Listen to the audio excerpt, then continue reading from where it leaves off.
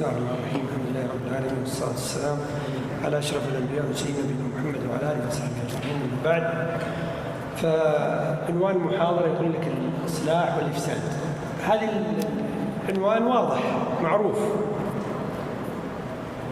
الكل يعرف معنى الإفساد، لكن هل نحن نعلم ما هو الإفساد فعلا؟ يعني لأن يجب أن تعلم أن أكثر المفسدين في الأرض لا يريدون الإفساد وإنما يريدون الإصلاح.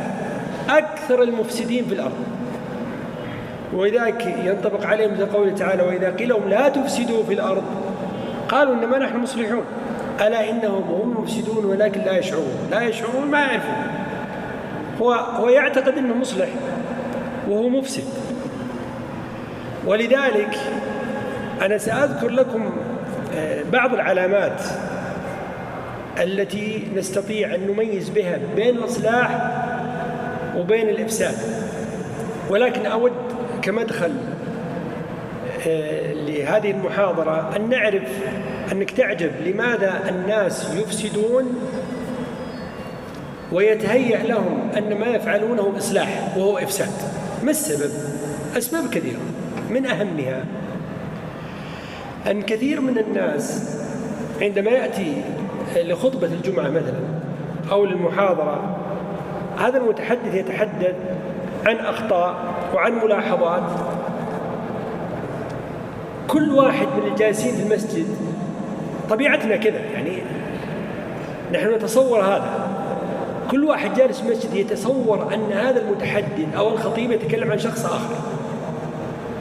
لو أن كل واحد منا عندما يستمع للكلام يوجه إليه يعتقد أنه مقصود بهذا الكلام، ينتفع أو ما ينتفع.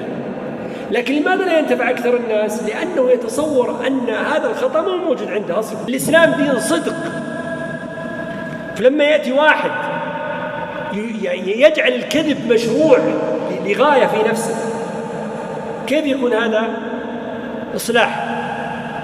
ديننا دين عدل، ما هو دين ظلم، دين رحمة. النبي صلى الله عليه وسلم يقول: دخلت النار في الصحيحين، امرأة دخلت النار في هرة حبستها، لا هي طعمتها ولا تركتها تأكل من خشاش الأرض. فكيف بنفس؟ ودخلت امرأة الجنة لأنها سقت كلب في الصحيحين أيضا. الشخص الذي لا تقدر عليه الله لم يكلفك بمجابهته. ما في أحد منا يدعي أنه يحب النبي عليه الصلاة والسلام مثل ما يحب أصحابه، كابن مسعود رضي الله عنه. لما كانوا في مكة في الصحيحين النبي صلى الله عليه وسلم كان ساجد، فأتى بعض عتاولة قريش قال: من يضع سل الجزور على ظهر النبي صلى الله عليه وسلم وهو ساجد؟ شوف إهانة النبي عليه الصلاة والسلام، وابن مسعود ينظر. طيب لماذا ابن مسعود رضي الله عنه يتفرج؟ يعني ليش ما أقل شيخ يزيل سل الجزور عن ظهر النبي صلى الله عليه وسلم؟ ما تمكن. وش يقول؟ ماذا يقول لو كان لي منعه ما أقدر، ما أستطيع. هل النبي صلى الله عليه وسلم لامه لماذا لم يفعل؟ ما لامه، ولم يلومه الله سبحانه وتعالى لأنه لا يقدر. حتى جاءت فاطمة رضي الله عنها وأزالت سل الجزور من ظهره.